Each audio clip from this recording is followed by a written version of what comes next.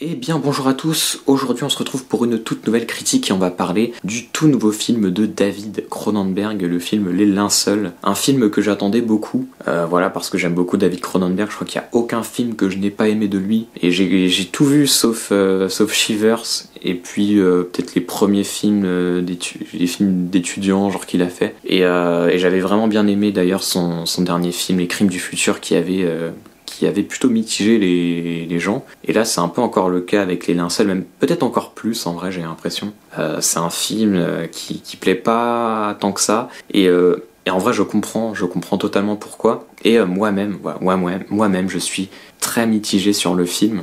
Je sais pas trop quoi en penser exactement. Alors de quoi ça parle Les Linceuls? Ça parle d'un homme qui a 50 ans, voilà, qui s'appelle Karch, qui est joué par Vincent Cassel et qui ressemble d'ailleurs beaucoup à David Cronenberg. D'ailleurs c'est pas la première fois que Vincent Cassel joue pour Cronenberg.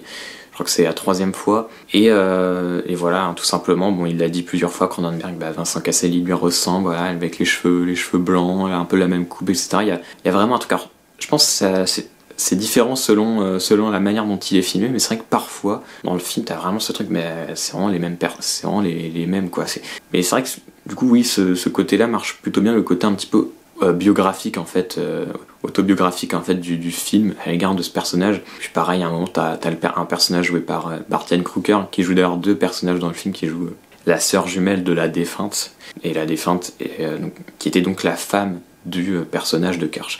Ouais, et donc à un moment elle va dire à Karch, voilà, tu as construit ta carrière sur les corps. Donc évidemment un espèce d'écho en fait à la fois au métier en tout cas du personnage de Karch, mais aussi évidemment à la carrière de Cronenberg, qui a construit vraiment sa carrière lui sur les corps du début à la fin, même si effectivement il y a une période un peu plus body horror qui ensuite c'est transitionné vers de la psychologie, enfin en tout cas voilà, ça a rebasculé, même s'il y a toujours eu, je pense, de la psychologie dans le cinéma de Cronenberg, et il y a toujours eu aussi du corps, même si c'était un peu différent, mais voilà, il y a du corps dans tous ces films. Et donc voilà, il a 50 ans, il a perdu sa femme il y a à peu près 3 ans quand on est dans le film, voilà, quand le film commence. D'ailleurs je trouve le début, vraiment l'introduction du film très très belle, où tu as comme ça le corps de la femme, et donc de sa femme qui est morte, et puis ensuite tu as un gros plan vers la tête de Vincent Cassel, et particulièrement vers ses dents, parce que voilà, ensuite t'as le médecin qui va lui dire que ses dents sont pourries, que son deuil, voilà, cette espèce d'obsession on va dire pour sa femme, etc. Voilà, ça lui pourrit en quelque sorte les dents, etc. Et je trouve vraiment la première séquence du film vraiment assez impressionnante et vraiment belle. C'est vraiment dommage que le film ne suive pas. D'ailleurs, il y a quelques séquences dans le film qui sont vraiment intéressantes. Des séquences notamment d'apparitions nocturnes de sa femme, qui va parfois avoir un bras en moins, un sang en moins aussi. Des choses qui sont entre le rêve et la réalité, mais une réalité en fait qui est de quelques temps avant que sa femme ne meure. Ouais, parce qu'il y a toute une histoire avec un médecin qui aurait peut-être essayé qui aurait commis des expériences un peu louches avec le corps de sa femme. Et il y a beaucoup de choses, on va dire, de conspirationnistes, de vraiment théories un petit peu complotistes dans le film, des choses qui se passent autour de la Chine, autour des Russes, autour de l'intérêt des Chinois, etc. Et beaucoup de pistes d'ailleurs sont un peu abandonnées. Et, le film en fait est très très confus, et en fait pour pas grand chose. Donc là j'ai avancé cette piste là, mais je vais quand même continuer de donner un peu de contexte sur le film, même si pour que ce soit un peu clair. Mais voilà, du coup il a perdu sa femme, il est toujours dans le deuil, il n'arrive pas à faire son deuil. Donc le film est d'ailleurs un petit peu un film sur l'impossibilité du deuil, parce que je vais pas, sans spoiler, mais même quand le film se finit, on voit qu'en fait le deuil n'est toujours pas fait, et que en fait tu finis jamais de faire tu finis jamais vraiment de faire ton deuil, quoi. Mais d'ailleurs la fin est très très belle aussi, on a une très très belle ouverture et une très très belle fin. Et donc on le voit d'ailleurs au début du film où il est dans un restaurant qui lui appartient d'ailleurs. On voit que c'est quelqu'un qui a plutôt, c'est un entrepreneur qui a plutôt bien réussi, on va dire, économiquement dans la vie, et qui a ensuite, avec la mort de sa femme, entrepris un espèce de construction en fait d'un cimetière très particulier, où on peut en fait observer donc le corps de ses proches, etc. en 8K, sur sa tablette, sur son téléphone, etc. Donc il y a un truc un peu glauque, un peu morbide là-dedans, en même temps que je trouve assez beau, et qui va totalement au cinéma de Cronenberg, quoi. C'est vraiment, on peut se dire ouais c'est tordu, mais en fait je trouve que ça va vraiment bien à son cinéma, et c'est dommage parce que voilà, on a vraiment une bonne exposition de tout ça. Voilà, le personnage qui n'arrive pas d'ailleurs à avoir une relation avec une autre femme au début, on le voit, tellement il est encore dans ces questionnements auprès de sa femme, etc., de ce qui s'est passé dans son deuil en fait. Et il y a vraiment une très belle exposition dans ces 15-20 premières minutes, et ensuite le film, ça va vraiment être un enchaînement, mais c'est vraiment ça, un enchaînement de dialogues filmés, quoi. De dialogues filmés où la forme qu'on avait un peu au début, etc., et qui va évidemment revenir quand même, bah finalement elle devient assez pauvre, je trouve. Enfin, c'est vraiment, moi ça me dérange pas qu'on ait un enchaînement de séquences où tu vas avoir deux personnages qui discutent, parce que c'est un peu ça, quoi. Tu vas avoir le personnage de Karch qui va discuter avec sa belle-sœur, qui voit encore régulièrement. Et encore une fois, un truc intéressant, c'est que sa belle-sœur, en fait, elle est jumelle en fait avec sa femme. Donc en fait, elle lui ressemble, et en fait, c'est Diane Kruger, donc c'est la même actrice. Et donc tu vas avoir évidemment cette question d'un corps un peu, le corps c'est le même quelque part, donc est-ce qu'il va pas vouloir se rapprocher d'elle, etc. Donc des questions quand même est-ce qu'il se rapproche pas d'elle parce qu'elle lui rappelle justement sa femme, etc. Donc quand même des questions qui sont là et qui sont intéressantes. Tu vas aussi avoir le personnage de Guy Pearce, qui est un personnage complotiste, complètement foufou, qui l'a d'ailleurs aidé en fait à mettre au point ce système de cimetière, etc., de vidéos machin. D'ailleurs au début il est pas très content parce que ils ont réussi à avoir du 8K et lui il n'a pas été mis au courant, etc. Donc des petits différends comme ça. Et donc voilà, ce personnage en fait va être c'est lui surtout qui va nous faire partir dans tous ces trucs un petit peu complotistes, vraiment vraiment compliqués du film, et c'est pour ça que le film est en même temps assez dur à suivre. En même temps t'as pas tant envie de suivre que ça, parce que tu te dis ça parle beaucoup trop loin, et en plus tout ça est assez vain, quoi. C'est surtout ça le problème, c'est que tout ça est assez vain, et que moi je veux bien que Cronenberg il nous parle de complot, de ces choses-là, et nous montre aussi énormément ce qu'est devenu notre société à travers les écrans, la technologie. Le personnage il conduit une Tesla, et plusieurs fois tu vas voir dans les plans qu'il y a une attention toute particulière à la conduite autonome.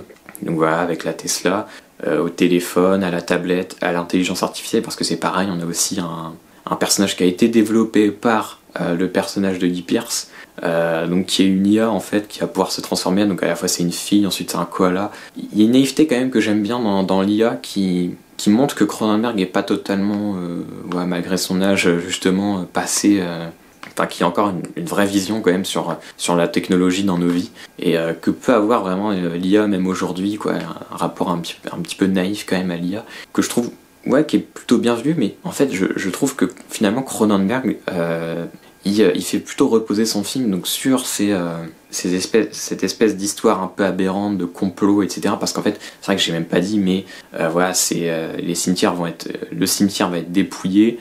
Il y a 8 ou 9 tombes qui vont être impactées, etc., mises à terre. Donc il va falloir tout reconfigurer, dont la tombe de Becca, qui est donc la femme du personnage de Vincent Cassel. Et donc c'est pour ça qu'il y a une piste, c'est pour ça aussi qu'on dit que c'est un thriller, c'est que il y a une piste, on va devoir essayer de rechercher qui a fait ça. Est-ce que c'est des écolos qui sont contre ce principe-là? Est-ce que c'est autre chose? Est-ce que ça part de la Russie, de la Chine, etc.? Est-ce qu'il y a des intérêts comme ça? Et on va voir que finalement Guy Pearce est peut-être un petit peu mêlé à ça. Tout ça est très compliqué. Pareil, il y a un autre personnage aussi qui va avoir une relation, qui est un personnage de non-voyant, qui va avoir une relation avec le personnage de Vincent Cassel. Mais c'est pareil, je trouve que il a du mal à développer vraiment ces personnages pour en faire quelque chose de vraiment intéressant, pour vraiment parler du deuil justement pendant tout le film. Ou en tout cas, à part nous montrer comme ça des technologies, etc. Et nous perdre un petit peu avec cette espèce de gloubi-boulga sur les différentes pistes de qui aurait pu profaner ces tombes, etc. Je trouve que le film, malheureusement, il produit vraiment pas grand-chose. Donc c'est dommage, malgré quand même des séquences intéressantes. Et puis aussi, moi, c'est vrai que j'ai plutôt bien aimé suivre le personnage de Vincent Cassel dans le film.